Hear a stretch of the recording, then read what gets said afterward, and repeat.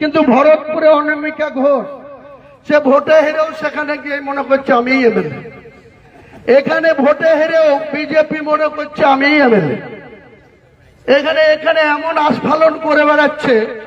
তা আমি শুভেন্দু অধিকারীকে সেদিন বলেছি যে আপনি ভোটে জিতেছেন, আপনার দল জিতেছে, খুব ভালো কথা, কিন্তু মুর্শিদাবাদে আস্ফালনটা একটু কম করতে বলেন। আমি যেদিন ময়দানে মুসলমানদের নিয়ে নেমে যাব না, সেদিন এমন সাটা ভাঙা মাছ শুরু করব যে আপনাদের পতাকা বহন করার লোক থাকবে না। কেস ওরকম কেস আমাদের বহুবার জেল খাটা আছে। প্রকাশ্য সভা মঞ্চ থেকে এই ভাষাতেই বিজেপিকে হুমকি হুমায়ুন কবিরের। উস্কানি দেওয়ার অভিযোগে হুমায়ুনের বিরুদ্ধে এবার বহরমপুর থানায় অভিযোগ দায়ের বিজেপির যুব মোর্চার। শনিবার সন্ধ্যায় বহরমপুর থানায় লিখিত অভিযোগ দায়ের করা হয় বিজেপির বহরমপুর সাংগঠনিক জেলা যুব মোর্চার পক্ষ থেকে। মুর্শিদাবাদের হুমায়ুন কবির, যিনি নওদা এবং রেজিনগর বিধানসভার বর্তমান বিধায়ক এবং জেইউপির নেতৃত্ব, আমাদের বিজেপির জেলার সাধারণ সম্পাদিকা অনামিকা ঘোষ মহোদয় সহ আমাদের বহরমপুর সাংগঠনিক জেলার সভাপতি মলয় মহাজনকে উনি প্রকাশ্য মঞ্চে বেলডাঙ্গা মণ্ডলে বেলডাঙ্গা ব্লকে উনি বলেছিলেন যে মারার নিদান দিয়েছিলেন, বলেছিলেন 1 লক্ষ সংখ্যালঘু লোকজনদের নিয়ে পথে নামবেন। প্রকাশ্যে বলেছেন উনি যে বিজেপির পতাকা ধরার কেউ থাকবে না। প্রকাশ্যে এই নিদান দিয়েছেন তিনি যে কোনো মুখ্যমন্ত্রী মানি না, কোনো এসপি মানি না, কিন্তু উনি সরাসরি অনামিকা ঘোষ মহোদয় আমাদের নেত্রীকে, আমাদের জেলার সভাপতি মলয় মহাজনকে যে মারার নির্দেশ দিয়েছেন, তার জন্য আজকে আমরা বহরমপুর থানায় রাজ্যে প্রথম ভারতীয় জনতা যুব মোর্চার পক্ষ থেকে এসেছিলাম।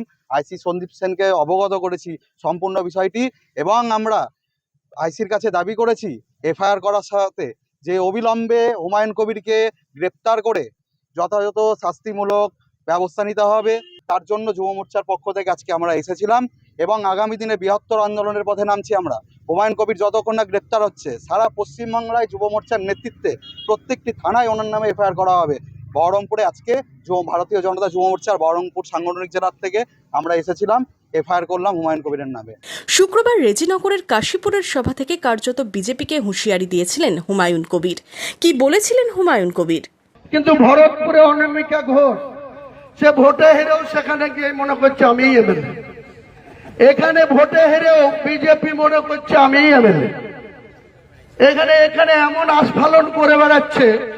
তা আমি শুভেন্দু অধিকারীকে সেদিন বলেছি যে আপনি ভোটে জিতেছেন, আপনার দল জিতেছে, খুব ভালো কথা, কিন্তু মুর্শিদাবাদে আস্ফালনটা একটু কম করতে বলেন। আমি যেদিন ময়দানে মুসলমানদের নিয়ে নেমে যাব না, সেদিন এমন সাটা ভাঙা মাছ শুরু করব যে আপনাদের পতাকা বহন করার লোক থাকবে না। কেস ওরকম কেস আমাদের বহুবার জেল খাটা আছে।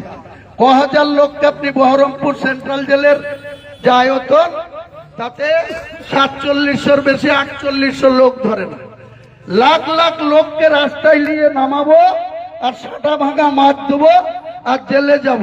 কদিন জেলে রাখতে পারেন, কত খাওয়াতে পারেন, সে আমার লিমিট যেদিন ক্রস হয়ে যায় না, আর মাথা যেদিন টাওয়ার গরম হয়ে যায়, সেদিন আমি ও এসপিও বুঝবো না, ও চিফ মিনিস্টারও বুঝবো না, আর কে কোথায় থাকলো আর কে কোথায় থাকলো না সব কিছু বুঝবো না। আমি নিজেই নেতৃত্ব দিয়ে নামাবো। 2024 সালেও তা রেখেছিলাম।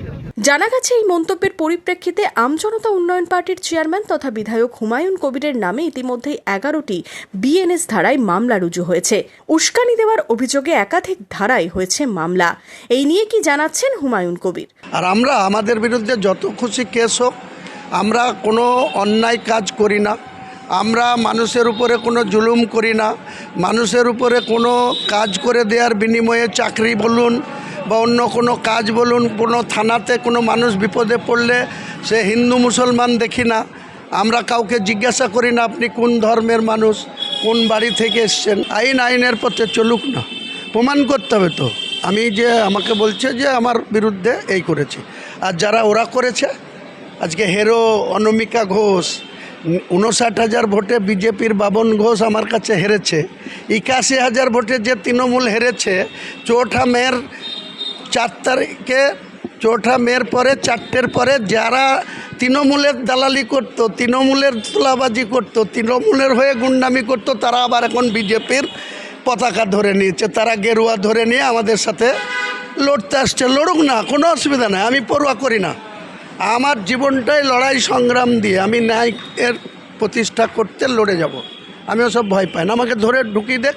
যখন হুমায়ুন কবির তার নিজের সত্তার জন্য কথা বলে তখন তার বিরুদ্ধে বলা হচ্ছে দেশদ্রোহী। কি কোথায় দেশদ্রোহী? আমি কোন জায়গায় ভারতবর্ষের সংবিধানকে অস্বীকার করেছি প্রমাণ করতে হবে তো পুলিশকে। আমার বিরুদ্ধে কেউ মামলা আনলো, চ্যাং ব্যাংকে মামলা করলো, আর আমি সেই মামলাতে ভীত নই। আমি তো এখানে দাঁড়িয়ে আছি, পুলিশ আমাকে অ্যারেস্ট করে নিয়ে যাক। পুলিশ অভিযোগ খতিয়ে দেখবে।